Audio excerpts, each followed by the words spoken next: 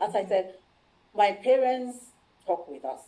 Okay. Every step of The your way. life, there's a conversation of Okay. what to do Okay. at that moment in your Okay. life Okay. So and you're not what that confused. means. You're not Yes, confused. It's yes, clear for you. it's clear for you. You are Okay. going to the university first and foremost to study. Okay. And my father always say this: if there is the highest to anything, Okay. and human beings can attain, you can attain. So you Right. always have to do your best. Right. So through Right. my university days, I was very conscious of that. Okay. And because of our conversations, I made up my mind that I'm not going to date in secondary school or because I need to get into the university. If Okay. I get into the university and I date, that I think my parents will allow. Oh yeah. But before that, it's a non-starter. And Okay. again, comes back to being the firstborn.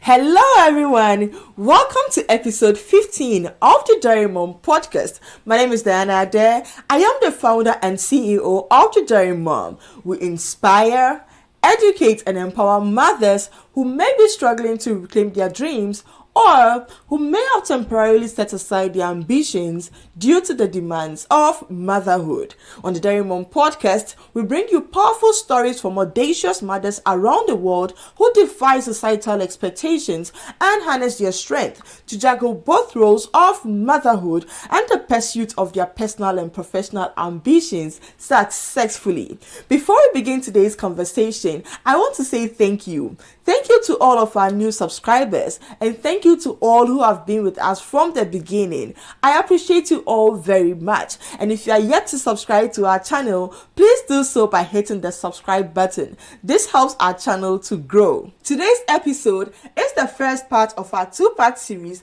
on structured roots, Soaring Mom. In this series, we'll be looking at how our parenting styles and structures we set in the home affect our kids as they journey into adulthood. To steer this conversation, we are honored to have our guest speaker, Dr. Adwoa Bobie, join us all the way from Ghana, West Africa. Dr. Adwoa Bobie is a research fellow at the Kwame Nkrumah University of Science and Technology, Ghana, West Africa. She holds a PhD in sociology with a concentration in the fashion and creative industry between Ghana and Nigeria. She also holds a master's and a bachelor's degree from the University of Ghana and the Kwame Nkrumah University of Science and Technology, respectively. She's a wife and a mother to 4 children. She's an introvert and finds it difficult to socialize. However, she never shies from standing for what is right. She loves reading and dancing. Her story is one of resilience and knowing what you want and going for it. All of it is grounded in her structured roots. If you're ready for today's episode, grab your pens and notebooks and join me as I speak to our special guest.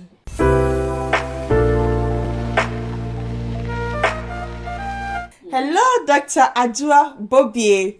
Welcome to the Dairy Mom podcast. We are so delighted to have you here today. Thank you, Diana. Thank you for having me.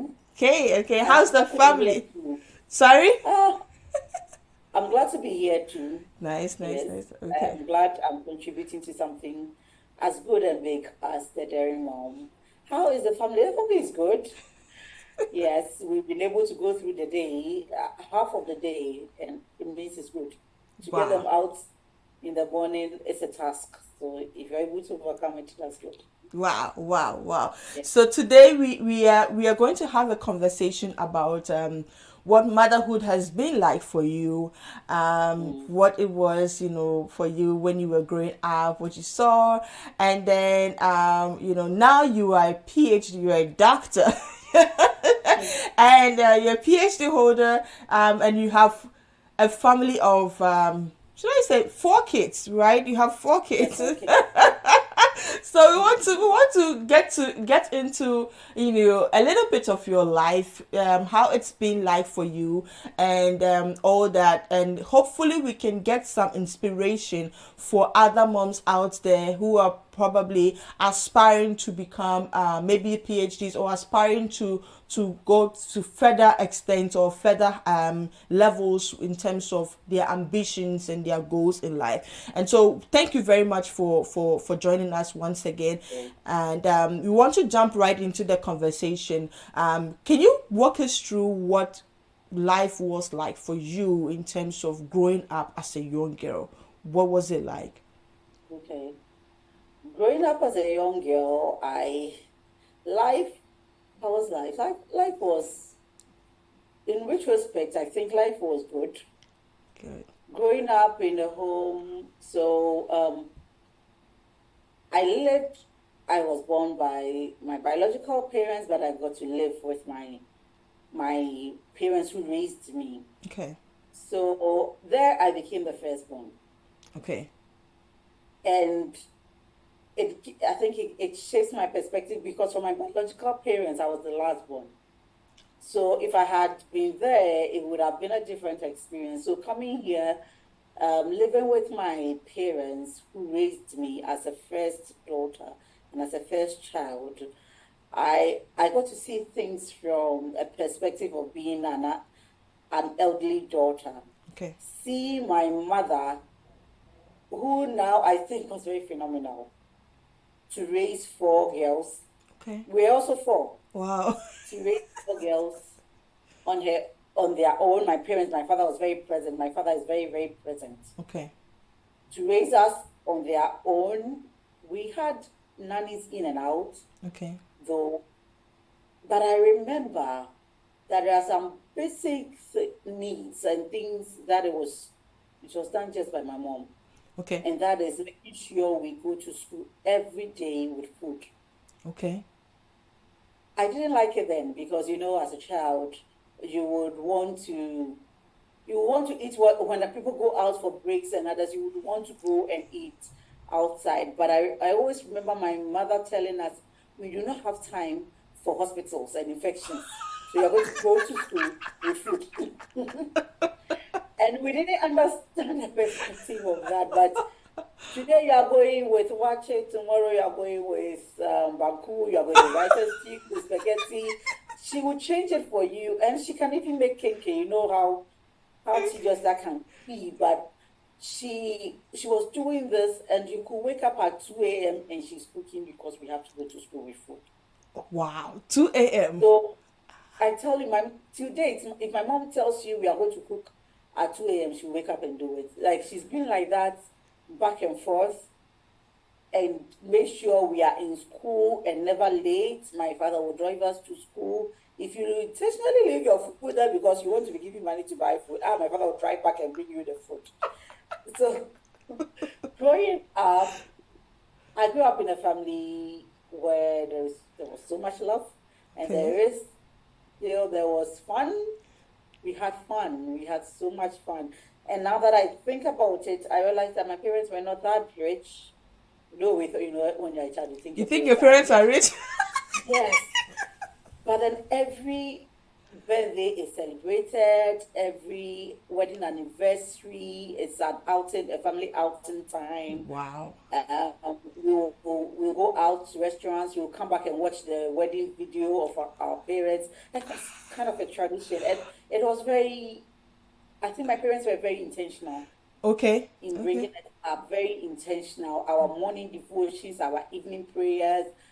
Uh, so growing up, I grew up in a very loving, spirit-filled home Okay. where my father was the spiritual head in terms of you need to get things right, going to church, participating in church activities, Okay. and then my mother was the you need to be straight in your ways, you need to clean, you need to wash and do this. So I think when I was in JSS 3, the one after me was in JSS 1. And to That was put it when into context, JSS I said, okay, so middle in high school. school, middle JSS is school. middle school, right?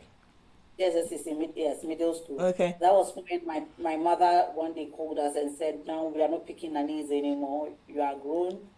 So what the nannies do, the two of you are going to do it. So we wake up on Saturday, including the younger ones. Okay. Everybody had a task. Like we had a task, we'll go through, we'll do your task, and then because I'm the eldest, I'm to supervise the others to make sure everybody does her task, and then at the end of the evening, my father will come, our parents will come in with gifts for completing tasks, Wow. asking questions, and other stuff.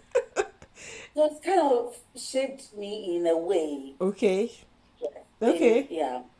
So parenthood, childhood was quite fun. There was no fun program for children that my parents Wouldn't. we went to cinemas. At that time cinemas were not rare as it is now. It was quite we used to go to cinemas, we go to Wow. restaurants, we go to playgrounds, and I think they were very intentional. Then I would describe you as being a rich kid back then because No, this is you see, that's what I was talking about. When I thought our parents were rich, apparently they were just trying to give us a middle class life without, yeah, right vice versa. Yes. because So because our experience is not the norm. exactly Yes, that's what I'm saying. And it's to not put the it norm. into perspective or a better context, you come from Ghana. So Yes, you were raised in Ghana. in So Ghana. back then, like several years ago, at the time, like going to the cinema, like it was like the ish as a Yes, kid. yeah. So my parents have always had shops in Ledum. So basically, we grew up there, helping our parents as well. It was also mandatory that when you vacate, you come to the shop and help out Okay. everybody, because it was out of that. Our parents made us understand that it was out of that we're enjoying all that we are enjoying. So when you come back from school, you will need to come and help out. However, my mother used to sell, so how we have the big shop selling all sorts of things. My mother will, from selling ice cream cake, like ice cream cake, to selling lollies, to selling deep candies and other stuff, and even grocery polythings and Mm-hmm. other, so all of that. All of them. And just when we vacate, my mother would decide, okay, so I'm going to add something to the shop.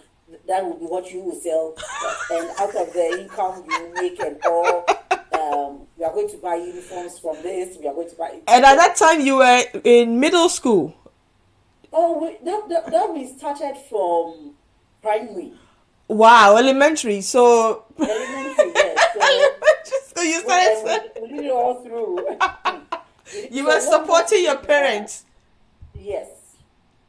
So, but then they were also conscious to tell us that this is not what you are supposed to do. You need to find your profession, Okay. but you also have to, so that you don't get used to coming, and then the next time we ask you what you want to be, and you want to work in a do, and you get it. So they were conscious. You help out, Okay. but then you also know what you are doing. Okay. We also went to good schools. Okay. We went to good schools. I think our parents were very intentional about our education as well. As well. Okay. And yes, they supported us in every way. Okay. And they will I being the firstborn, my father, my father is also the conversational type. He will sit you down and let you know why you need to do something. Okay. So he will sit me down and tell me why I'm the firstborn and I need to get to the university, Okay. because my siblings look up to me. Okay. And it is important that I make a good mark Okay. for myself and for them. Okay. And he will put it in a way that will tell you it's in your best interest that you lead in everything. You are the firstborn, you're going to lead in going to the university. Else, if you let your younger siblings overtake you, then you are losing your respect. Right. Right. So whatever you want to do, you make sure you do your best and lead, Okay. such that the others will follow, and you are going to maintain the order of respect amongst the siblings. Right. Right. It worked. It did. It did work. Really, yes. Wow. Wow. Thank you very much. Wow. Yeah. Wow. So that means you I mean you were from this loving home. Everything was in order. Your dad played his role. Your mom played her role. And from right from primary school or elementary school, you started learning some basic life skills. You learned responsibility. You learned your father would reward you for taking care of your duties at home, so you were Yeah. always excited to do what he had to do. And there was also the conversation aspect where your father made you Mhm. understand why you had to do something. And so when you now grew up to the point where you started pursuing your career, how did it all play out for you? How did all of that play out for you? Okay. So, um, when you get to the university, the tertiary, then you have this mileage of independence that you've not had. Growing up, we used to sleep at 8 p.m. exactly. Okay. You wait till my father comes in, then we listen to the news at 7, and you don't like it, but you're going to sit there and listen because he says so. He says we should learn what happened within the day. And yeah, back in the days, just there was just one television station, Station. so yeah, watch GTV, right? Then 8 o'clock you are asleep. Okay. Then I got to the tertiary where, and then even in senior high, in high school, there's regulation at boarding house to when to sleep and Right. all. So I got used to that. Okay. When I even had the independence to stay as long as I want, I was still sleeping at 8. Okay. I was sleeping. The latest would be 9, and that would be when we have exam. When people were even doing overnight sleep, learning overnight, no, because we had a structure at home. You do your homework and you stay 2 hours to study, and it worked for me, Okay. Okay. right? And in secondary school, I maintained that I was prep time. Then after prep, I sleep. I You have read to go storybook to and I okay sleep. because you were used to the structure that was in place. There is a structure, yes, and Okay. it worked for us all. Okay. And yeah, sometimes you may on weekends where there are free days in school after everything you want to learn again and all, but I wasn't bending to do too much things Okay. because I had the structure. Okay. And how did it play out? I never missed class. Okay. I don't even know how people when people talk about, you see teenagers react in a very funny way, and then when people ask you if you're dealing with a teenage child, it's difficult. It can be difficult in my parents' house. Like how you are still just a child. Right. No matter your age, you're Yes, still just a child to them. yo, forget it. What you trying to which child is you're a teenager? You are acting out. It didn't happen. It didn't happen. I remember one time my sibling, I had a sibling who had, did something and was scolded and went into her room and shut the door. My father didn't beat us, but that day it resetted all of us, and that we start straight. Like, you don't do that in my house. So So he was me, a disciplinarian. it was actually my mom. Okay. My mom was the disciplinarian. My father, so when my father comes in, then you know it's a grievous issue. And Escalation. then you wouldn't even watch it. Yeah. He wouldn't, he doesn't, he was criticized for letting us have our ways, and he Okay. would, yeah. But when he says, today is a bad day. Okay. So even in school, I had that consciousness that you are, as a firstborn, you are here not to just represent yourself, but my entire family and my parents who have invested in me. As I said, my parents talk with us Okay. every step of The your way. life. There's a conversation of Okay. what to do Okay. at that moment in your Okay. life Okay. and So you're not what that confused. means. You're not Yes, and confused. It's yes, clear for you. it's clear for you. You are Okay. going to the university first and foremost to study. Okay. And my father will always say this: if there is the highest to anything, Okay. and human beings can attain, you can attain. So you Right. always have to do your best. Right. So through Right. my university days, I was very conscious of that. Okay. And because of our conversations, I made up my mind that I'm not going to date in secondary school or because I need to get into the university. If Okay. I get into the university and I date, that I think my parents will allow. Oh yeah. But before that, it's a non-starter. And Okay. again, comes back to being the firstborn. You Okay. need to set Set. the premise. So you were a role model, like you were raised as a role model automatically because of the fact that you were the firstborn and you had to set the pace for your younger siblings. Yes. Okay, okay. And so when you grew up and then you pursued your first degree and what at what point did motherhood come in for you and Okay. was it like you were inspired because of the way your mother raised you? What inspired you to become a mother? Why did you want to become a mother? Did I want to become a mother? I think it's life stages, and I live in Ghana, in Africa. You have to get married. It's like it's what you have to do. It's just that, yes. So with me, I got married after masters. After your master's degree. Okay. After my master's, yes. So after undergrad, I worked my national service as we do in Ghana. Then afterwards, but I got my boyfriend second year at the uni. Okay. And he was a year ahead of me, so he had completed. He was working, but not so good. But because I wanted to be a lecturer, and it demands that I have a doctorate Oh, before, okay. I didn't want to start marriage before attaining my master's. I Okay. To me, that was the least I could achieve. Okay. Okay. Such that even if I get married, I know I have just one hello more. Okay. But to get married at undergrad or without masters, and then you have masters and you have PhD, that's going to be Ahead of you. Okay. So yes, it that's came down ahead of to knowing what you wanted for yourself. This is what I yes. want. I know That from was that was very true. No, marriage was not forced on me by my parents. okay. At a point, my father would say, "You don't look like you want to marry. It's not like I don't want to marry.